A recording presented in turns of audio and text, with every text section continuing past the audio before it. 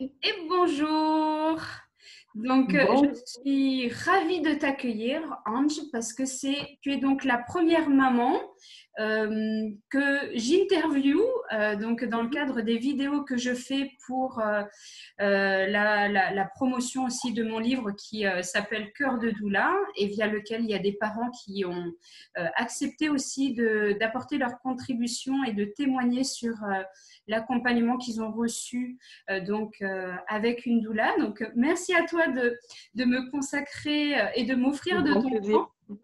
Je te vois très entourée. En tout cas, voilà, tu nous portes bébé en écharpe. Donc, tu n'es pas toute seule. Donc, super C'est chouette. magique, je m'entraîne au portage, c'est nouveau pour moi. Et c'est d'ailleurs Madoula qui m'a montré.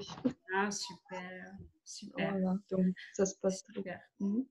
Alors très bien, bah écoute, merci encore. Alors on peut commencer peut-être en te permettant de te présenter, voilà, qui tu es, combien d'enfants tu as, et puis peut-être de partager avec nous comment tu as connu les doulas et pourquoi vous avez fait le choix de faire appel à une doula donc pour être à vos côtés.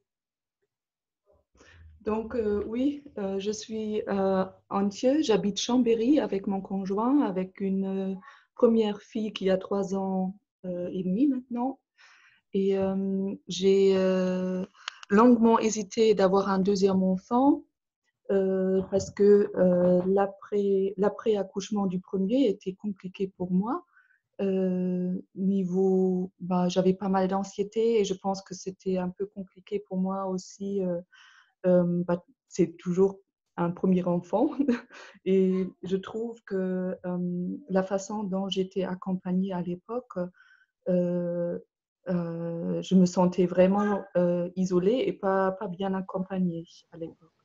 Et c'était un des motifs les plus forts pour une deuxième grossesse dès le départ, de m'entourer un maximum pour que je me sente vraiment bien soutenue pendant tout le long de la grossesse, pendant l'accouchement et aussi en postnatal.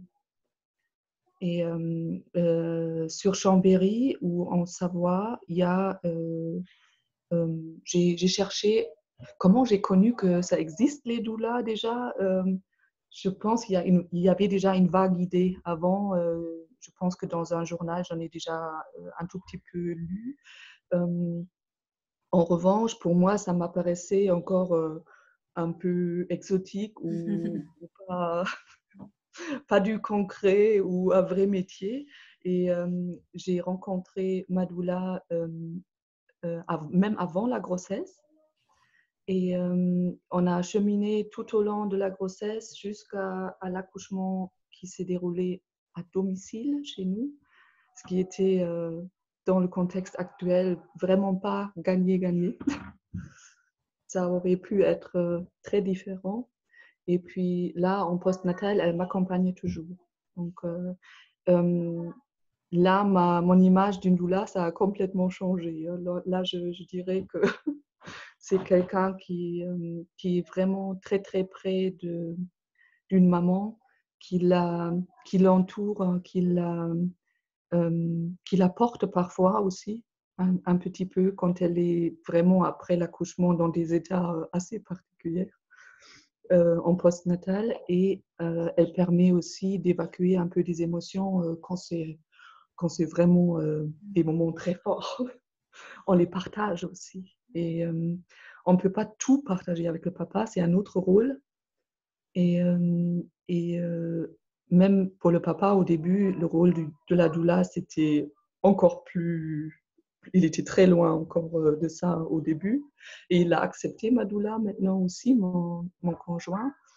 Euh, et on a fait un beau chemin ensemble aussi avec des sages-femmes qui nous ont accompagnés en binôme du coup avec Madoula. Donc ça a permis aussi de... Ce n'est pas du tout un substitut de sage-femme, comme je le vois, mais ça se complète, mais vraiment de façon, pour moi, ça a très très bien marché, que ce sont deux rôles qui se complètent, mais parfaitement, je trouve. Il y a un côté qui vraiment,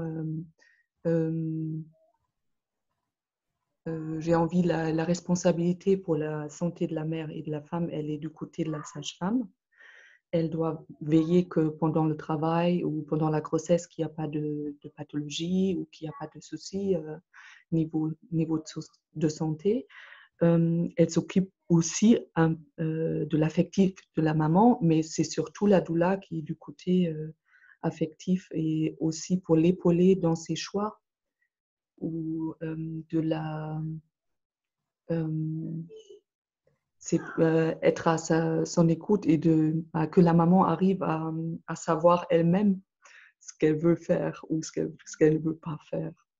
Et c'est la fameuse confiance en soi qu'elle essaie de renforcer par sa présence.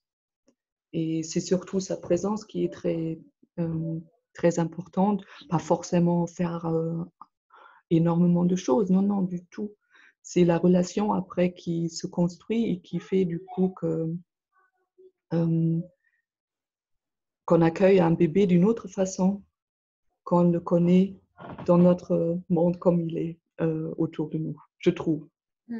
Voilà, c'est ce que je peux dire jusqu'à là. Je ne sais pas si vous avez envie de me guider un peu plus dans les questions. Là, c'était peut-être pas très concret ce que je dis. Ah, si, c'est très concret et c'est en effet, enfin, tous les mots que tu as utilisés pour décrire, je dirais, l'accompagnement de la doula, c'est comme ça que je le sens dans mon cœur et c'est comme ça que je le suis. Et des rencontres avec les doulas, c'est ce qui ressort aussi très fortement d'offrir cet espace d'écoute à la maman, au papa, à la partenaire et que, en fait, vous puissiez trouver en vous vos propres clés et vos propres ressources.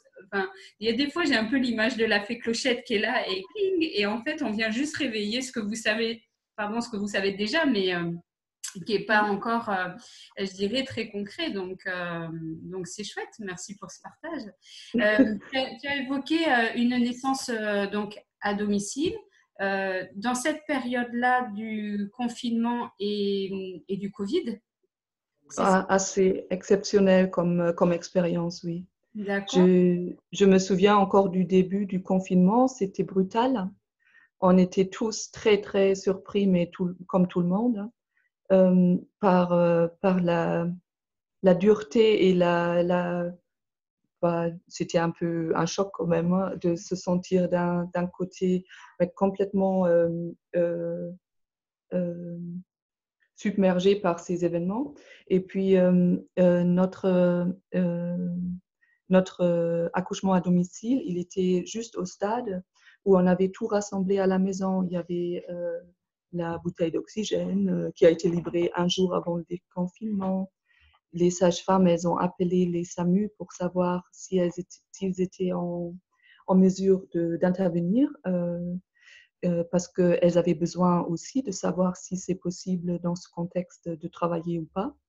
Et ça leur a été possible, mais c'était jusqu'au dernier moment pas clair si on allait pouvoir le faire ou pas. Parce qu'il faut aussi savoir qu'il faut être très clair dans les relations entre la sage-femme, la doula et les parents. Parce que si, par exemple, il y avait un enfant de ma doula malade, tout de suite, on s'était mis d'accord, on s'est bien parlé avant pour être clair de chaque côté où ils sont les limites à poser pour chacune, chacun. Et on a fait les choses consciemment et ne pas, voilà, pour ne mettre en difficulté personne dans le jeu, parce que ça se joue en équipe, hein, ces événements. Et, ouais. Et le fait qu'on a pu le faire, bah, aujourd'hui, c'est mon trésor. Hein. Je suis heureuse que ça a pu se faire comme ceci. Et elles sont arrivées. Il y avait l'une des sages-femmes d'astreinte plus Madoula qui ont pu se déplacer. Et puis, le papa, il a pris sa place aussi parce que c'était une naissance qui était en fin de compte très rapide. C'est-à-dire, on n'y pensait pas qu'elle allait naître que les sages-femmes et la doula arrivaient avec un coup de tambour pour l'accueillir, enfin. Hein. Elles étaient là 20 minutes avant la naissance. D'accord. Donc, c'était vraiment, vraiment euh, dans une grande partie avec mon conjoint quand on était en travail. Mais moi-même, je ne savais pas. Je m'attendais à une journée entière de labourer. Mais non. Et du coup, il y a une grande fierté dans ça aussi parce qu'on n'est pas... cette fameuse autonomie, c'est pas quelque chose de... Il ne faut pas avoir peur d'accoucher, je trouve. C'est quelque chose qui peut se faire. Et j'ai eu pas peur, pas une seule minute, parce que je savais que j'ai tout ce qu'il faut autour de moi. Les sages-femmes, elles étaient là. Il y avait la possibilité. Notre hôpital, il est à 2 minutes. Hein, s'il y avait un transfert nécessaire, sans problème. Et accueillir notre deuxième fille ainsi dans notre salon, c'était, je ne sais pas, ça reste, j'ai toujours des poils redressés un peu parce que c'est très, très émouvant et on a pu en profiter pleinement comme ça. J'avais d'un côté ma doula, de l'autre côté ma sage-femme qui m'ont fait des petites restaurations après l'accouchement. On a fait des fous rires, on était heureux ensemble. Le papa, il a pu prendre la petite sur son corps pendant qu'elle m'aidait à me doucher. Et c'était tous dans une douceur et très tendre et très... on a pris tout le temps qu'il fallait aussi. Il n'y avait rien qui pressait, il n'y avait pas de lumière qui blesse ou rien qui était urgent ou arraché, rien du tout. C'était... oui, c'était comme ça que je souhaite que les femmes puissent accoucher. Voilà. Comme retour d'expérience, c'est vrai que des témoignages que j'ai pu avoir pour le livre, souvent je me rends compte que, en tout cas les parents que j'ai interrogés, il y a eu une première grossesse et une première naissance en maternité qui ne s'est pas passée comme espéré, hein, donc avec parfois aussi des violences obstétricales, hein, une non-reconnaissance, des femmes qui se sont senties dépossédées hein, de cette naissance. Et c'est assez subtil, j'ai envie de dire. C'est assez subtil parce que objectivement, on ne me dira rien sur la première naissance parce qu'elle était très correcte. Il n'y avait pas de forceps, il n'y avait pas de césarienne, il n'y avait pas d'épisiotomie, il y avait pas de... il y avait une péridurale que j'ai choisie, moi. Et tout de même, toute l'expérience m'est restée comme quelque chose qui est lié plutôt aux machines qu'aux personnes. Parce qu'on était très longtemps branchés, du coup, sur les machines. Et mon conjoint, il regardait un peu les écrans faire bip. Et du coup, après, il y avait les femmes qui courent entre les salles de naissance pour, pour accoucher, entre guillemets, les mamans et pour faire une poussée guidée parce qu'on sent plus très bien ce qui se passe avec la péridurale. Et le fait aujourd'hui d'être sans la douleur, c'est pour moi, ce n'est plus un avantage parce qu'il y a quelque chose qui ne guide, ça guide plus en soi. Mais c'est très personnel. Hein. Je respecte tous les choix des mamans. Hein. C'est vraiment très personnel les ressentis là. Et comme ça, j'ai pu aussi comparer et voir ce que ça fait à l'intérieur du corps et à l'intérieur du psychisme aussi, parce que j'ai pu connecter beaucoup plus facilement avec ma deuxième fille, mais c'est aussi une deuxième, hein, c'est peut-être plus facile de toute façon. Et la première, je me sentais vraiment un peu étrange au début. Elle était dans un petit lit d'hôpital, éloigné de moi. Et puis, malgré sa première tétée sur moi, il y avait quand même quelque chose je me sentais séparée parce qu'elle était habillée par quelqu'un d'autre. Elle a été prise et les petits examens étaient faits sans qu'on communique. Et oui, ces choses-là sont très importantes de les faire en douceur, je pense, avec les mamans, parce que c'est des moments très sensibles. Et je dis pas qu'on peut pas, on peut bien accoucher en structure, c'est très possible, hein. Il n'y a pas de souci avec ça. Mais je pense que je suis aussi d'un naturel un peu ultra sensible de toute façon, je le sais. Et ça m'a fait un grand bien, justement, notamment à domicile, accompagnée par une doula en plus d'une sage-femme, euh, de me sentir un maximum en sécurité. Cette sécurité, ça fait du coup qu'on peut accueillir son bébé euh, d'une autre manière, qu'on ait moins peur de, de se laisser aller ou de découvrir ce petit bébé et qu'on n'est pas juste dans le fonctionnement, comment appliquer des gestes sur un petit bébé, mais aller dans la relation avec lui. Tout à Et fait. avec ça, une doula, elle aide magnifiquement aussi, oui. Mais c'est intéressant ce que tu partages. Et en effet, de toute façon, chaque naissance est unique parce qu'il y a une, je dirais, une sphère subjective et intersubjective qui vient se mêler et aucune femme n'aura le même ressenti. Même on le voit pour une même maternité, il peut y avoir des avis complètement différents de femmes qui ont vécu des naissances extraordinaires et d'autres pour lesquelles il y a encore aujourd'hui, je dirais, un goût amer. Donc c'est vraiment propre à chacun en effet et tout s'entend et tout se respecte. Le tout c'est que en tant que femme et dans son couple, on puisse vivre la naissance qu'on a pu rêver et anticiper et que ça se passe de la façon la plus respectueuse possible, bien évidemment, quoi. Ouais, c'est surtout ça ce qu'on souhaite. Si c'est à domicile ou en structure, peu importe, c'est ça ce qui importe, c'est l'humanité et puis le respect qui est très important. Et qu'on se parle bien, oui. Tout à fait. Et donc la doula, donc là en postnatal, tu disais qu'elle intervenait, enfin que tu voyais encore ta doula, tu as maintenu le lien avec elle. Il y a des rencontres qui se font encore. Qu'est-ce qu'elle t'apporte la doula en postnatal? Alors là, en postnatal, c'est encore, c'est même encore, je l'ai vécu d'une façon très importante, la présence de ma doula. Euh, Elle me fait des serrages du bassin. C'est-à-dire, je ne connaissais pas du tout ce que c'était avant, hein. Je me dis, tu veux me faire quoi, hein? Je n'ai pas compris. Et puis, elle a apporté une écharpe. C'est une écharpe rebozo. Et euh, euh, elle met un espèce de bâton, en fait, pour le nouer autour du bassin et le plus serré possible.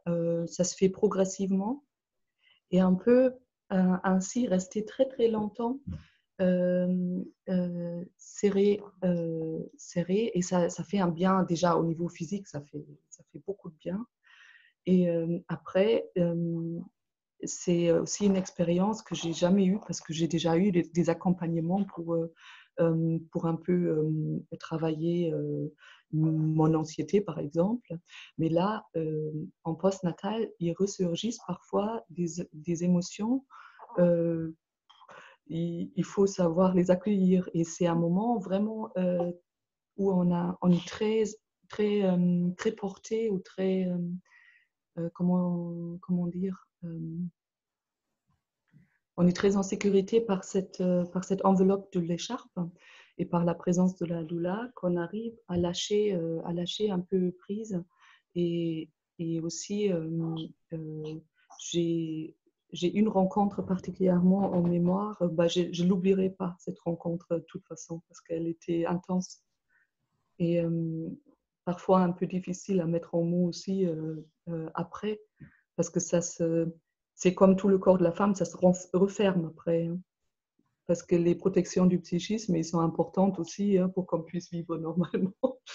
Mais dans le moment-là, j'ai compris quelque chose pour moi qui était important. J'ai fait un lien avec quelque chose que, pour moi qui n'était pas accessible avant. Et cela dit, j'ai quand même 40 ans, hein, j'ai un peu travaillé déjà sur mes sujets, mais c'était un moment où j'étais étonnée par la puissance de cet outil et de cette présence de la doula.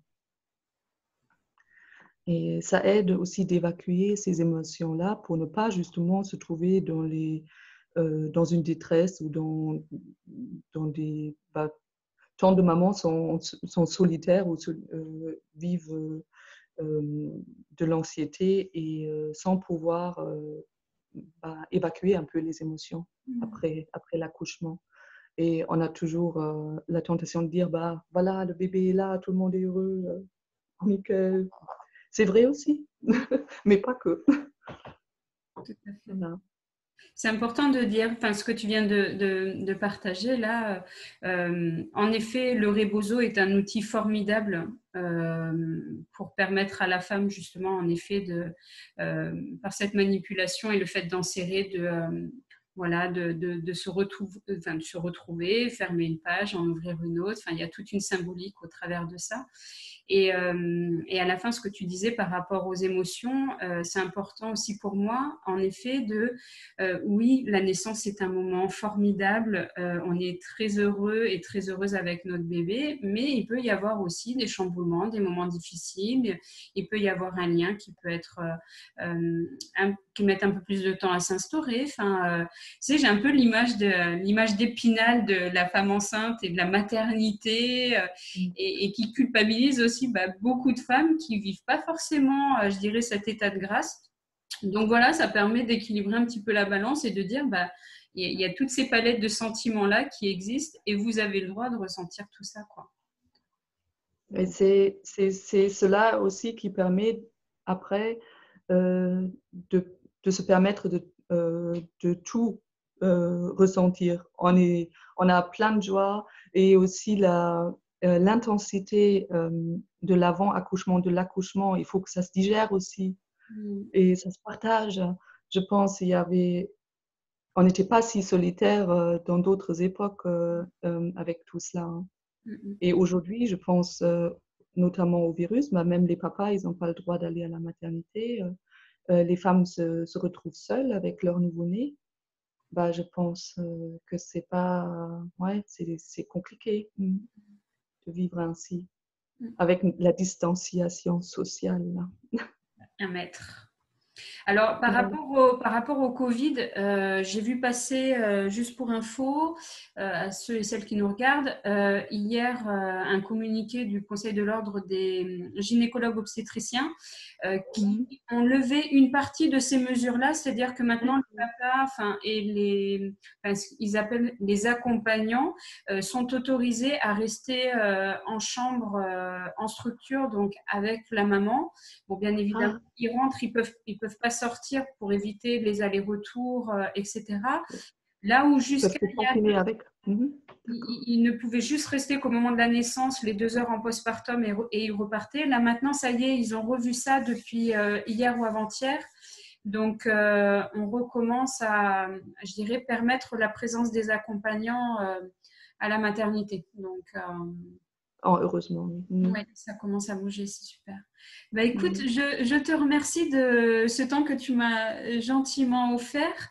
Ça permet d'avoir un éclairage, en tout cas, et le partage du ressenti de la maman que tu es.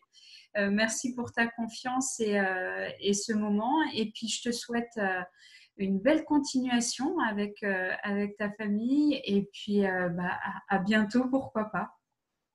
Au grand plaisir aussi. Et ton livre, du coup, ça sera au mois de juin, c'est ça? Je suis curieuse. Voilà. On va tout faire pour que ça puisse sortir au mois de juin. Donc, je mettrai de toute façon des informations sur la page Facebook. Et puis, je compte sur le réseau des doulas pour propager la nouvelle. Voilà, que chacune soit le petit colibri qui va essaimer la nouvelle un peu partout, quoi. Donc, voilà. Et je passe par là pour remercier justement Madoula Sandrine Mallet pour son formidable accompagnement. Et puis, je vous souhaite une très bonne continuation aussi. Merci pour votre merci. travail. Merci, à très bientôt. À très bientôt. Au Au revoir. revoir. Au revoir.